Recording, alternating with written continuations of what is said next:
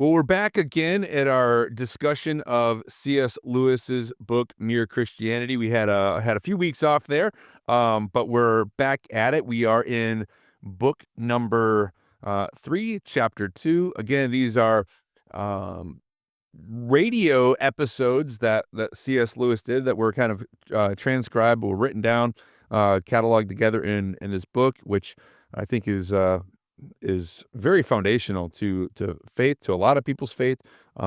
Very important work outside of the scripture, of course.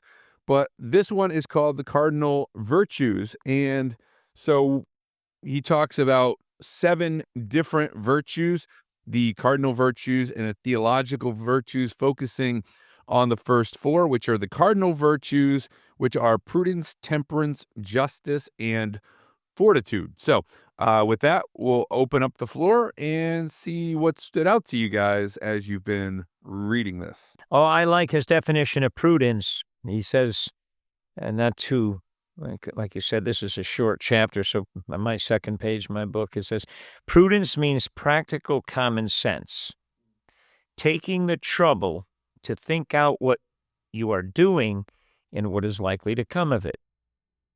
I like that. That's something you learn with age.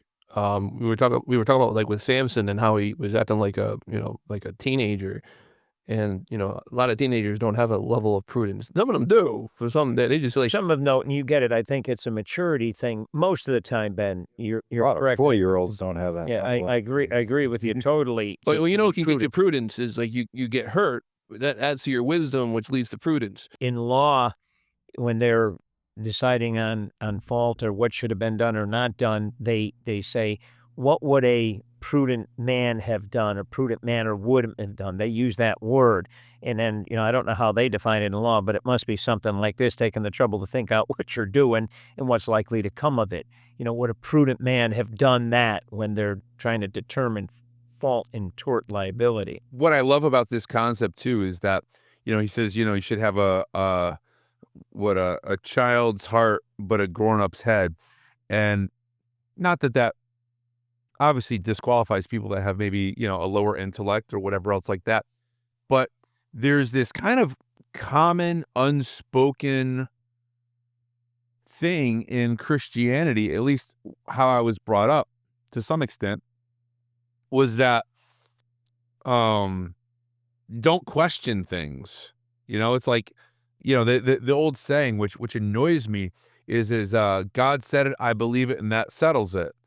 And not that we shouldn't just take God at his word, because I think we should. But God can also stand up to scrutiny. And it doesn't mean just that we're following God, that we have to disassociate any intellect. And we've talked about this before. It's like this contrast of do you believe in God or do you believe in science? It's like, yes. Where do you think science came from? Where do you think physics came from? How can I believe in God and not believe in science? And how can I believe in science and not believe in God? Honestly. And in order for you to just take one over the other, you have to put blinders on your eyes. And it doesn't matter which. Obviously, I have a beef with science just because, most people that just say they believe in science don't even know what science even really is.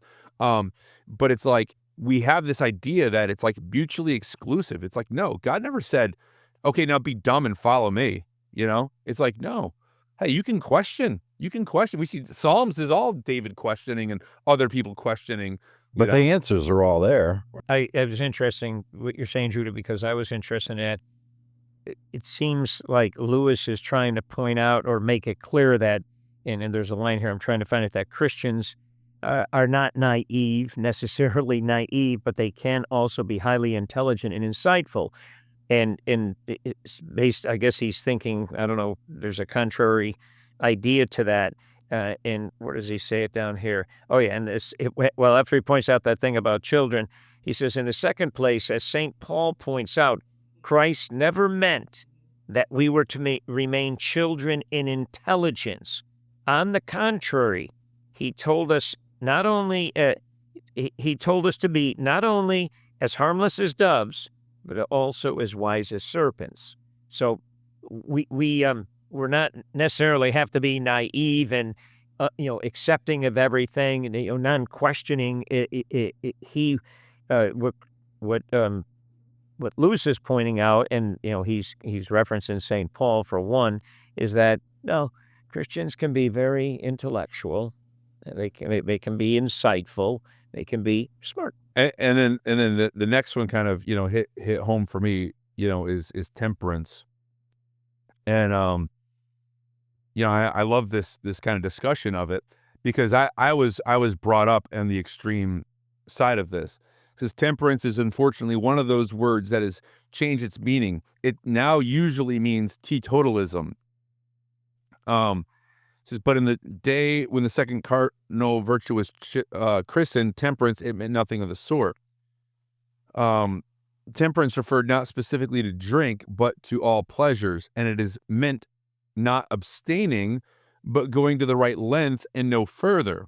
It is a mistake to think that Christians ought to all be teetotalers. Mohammedanism, not Christianity, is the teetotal religion. Again, of teetotaling meaning, of course, abstaining from any and all alcohol. Of course, it may be the duty of a particular Christian, or of any Christian at a particular time, to abstain from strong drink, either because he's a sort of man who can't drink at all without drinking too much, or because he wants to give the money to the poor, or because he is with people who are inclined to drunkenness and must not encourage them by drinking himself. All these are very valid reasons for why not to drink.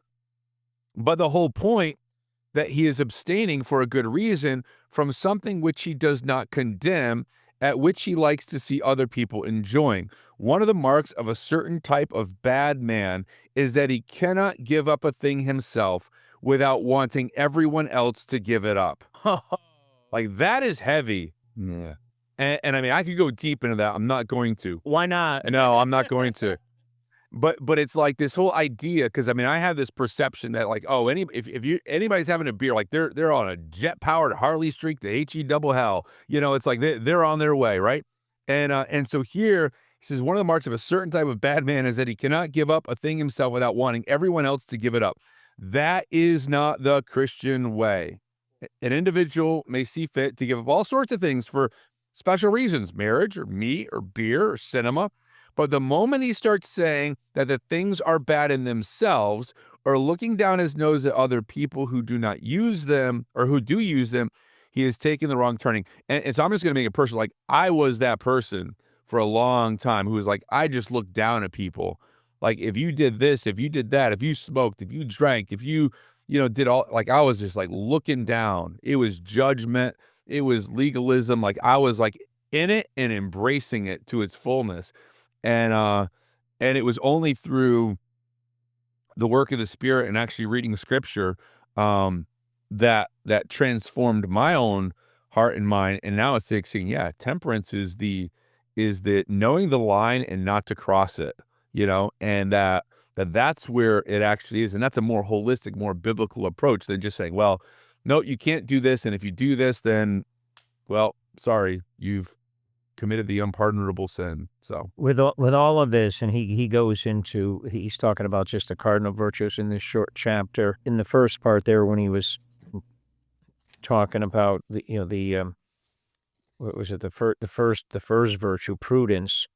There's a line here I got it highlighted. It's just before he starts to go into about temperance, and this is talking about Christians or being intelligent, not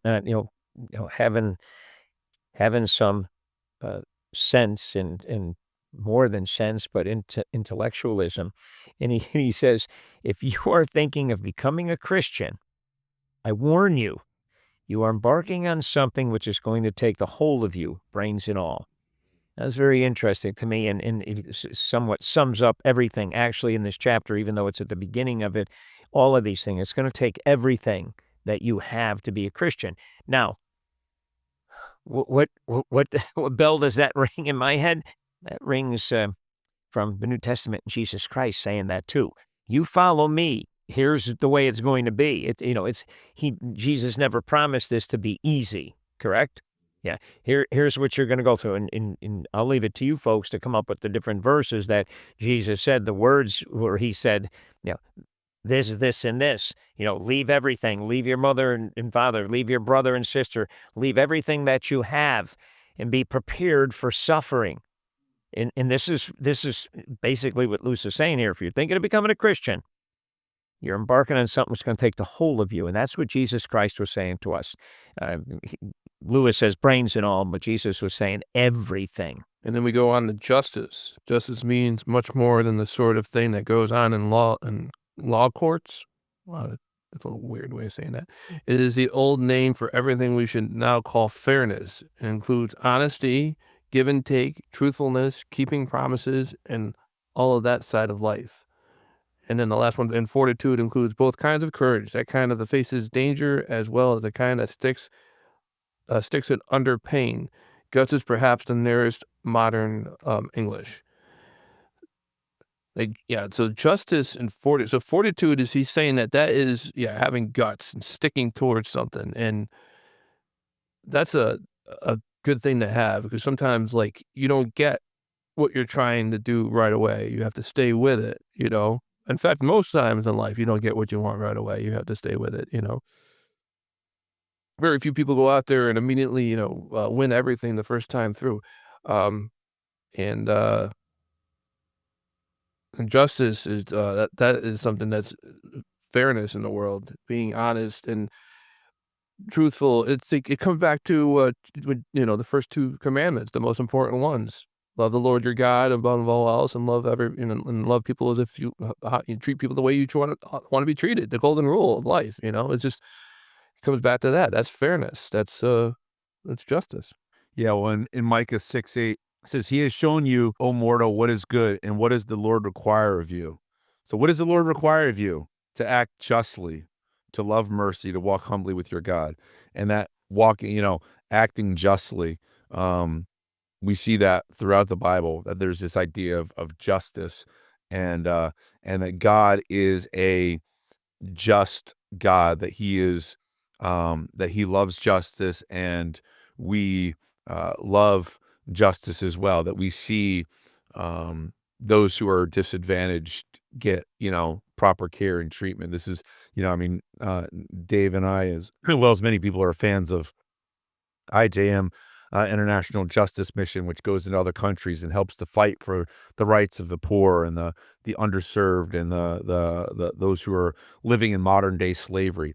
It's like those things God hates, and it's important for us to act justly. And then again, like you said, the fortitude, that courage, that we can face danger, that we can stand up, that in spite of fear, we can take those steps forward. When he's talking about justice, Ben had read that further down. He says there's a difference between doing some particular just or temperate action and being a just or temperate man. So there's a difference. And then he gives an example with a tennis player. And then I highlighted the line at the end. He sums it up this way. A man who perseveres in doing just actions, just actions, gets in the end a certain quality of character. So you what he's saying is, if you're doing these things, you have a character. You're not just doing something to do it. If you're constantly exemplifying this virtue, you will in the end have that quality of character. And I think that's very important, as opposed, as he said up above, the difference between just doing a particular action or being someone who is a temperate or just man. Okay, well, let's go ahead and wrap up things here. We'll continue next week on the next chapter here in Your Christianity. Thank you guys for joining us for this little mini podcast about C.S. Lewis's great book. So we'll be back again. Thank you, guys.